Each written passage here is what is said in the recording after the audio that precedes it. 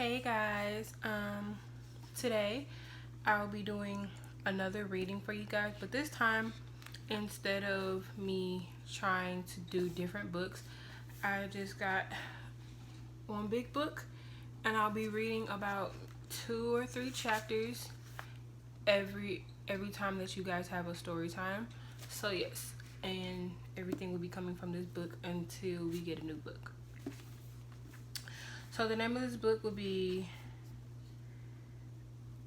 New Middle School Master of Disasters. So yeah, we're gonna get into that today, and so let's get started, guys. Chapter 1. What's the story? Hello world, and what's up America? Where are you coming at? We are coming at you live from Washington, D.C.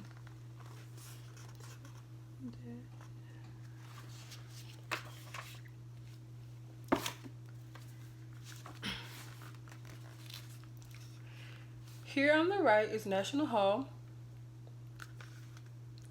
Now, I'll introduce everyone's favorite under and overachiever, Raphael and Georgia K.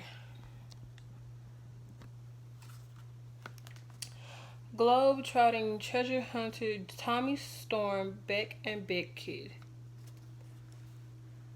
The smartest 12-year-old you'll ever meet it's the amazing Max Einstein. He's a human kid from a house full of robots. It's Sammy Hayes Rodriguez. Little guy, big brain. It's Isaiah, the world's smartest mouse. America's favorite kid comic, the one and only Jamie Grimm. Extra special guests, Rihanna, Maroon 5, Bruno Mars, and Taylor Swift. Plus a couple of extra surprises I'm not even going to tell you about yet. As for me, I'm the host, Emise. For this thing, Jimmy Patterson. But you can't just call me. You can just call me Jimmy. So what do you say? Let's kick this show into high gear? Right. Now, did someone turn off the lights? Nope. Just turn the page and keep reading. Chapter 2. Man, I got a story for you. Actually, scratch that. I have a bunch of stories, but let me catch you up first. You might be wondering who I am and why I'm here. Well, this whole thing started after I recently put together my own book company. People say I never pull that off. When I did, I thought, why not keep going? So when my friend Max Einstein suggested putting on the world's biggest show to get every kid in America excited about books, stories, and reading, I was all about it. So I got together an amazing team for storytellers, including our friend Raphael K. I pulled a few strings and booked some awesome musical guests. I filled out 2 tons of paperwork and I got permission to use the National Mall in Washington, D.C. Then we all worked for months to spread the word and bring the whole thing together. And guess what? It's actually happening. By the time I got on stage that day, we had about 10,000 people on the National Mall, not to mention another zillion watching on their TVs, computers, and phones across the country. Standing there in front of all of those people and cameras, I felt about as nervous as a goldfish at a shark family reunion.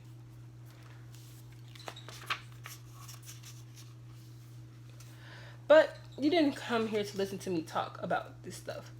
You came for the show, you came for the stories, just like everyone else. So let's get to it. Okay, everyone, I said, my voice boomed out over the National Mall. You might have heard of our first storyteller from the book Middle School, The Worst Year of My Life. Or movies like, well, Middle School, The Worst Years of My Life. Some people might call him a world-class troublemaker, but he's awesome at telling stories too. So make some noise for my friend, the kid, the myth, the legend in his hometown, Raphael K. Take it away, Wi-Fi.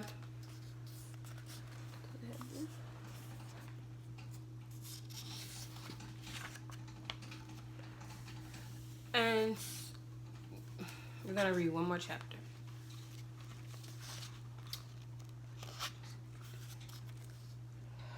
First of all, let me tell you that everything in this story really happened. It's just that some of it happened in my real life and some of it happened in my imagination. Don't say I didn't warn you. So there I am, speeding along the edge of the galaxy in my one-man FTL cruiser. I've got the thruster maxed out way past the speed of light, and I'm passing planets, wormholes, supernovas, and space trash like they're snails along the highway. No big deal, just an average Tuesday afternoon in deep space.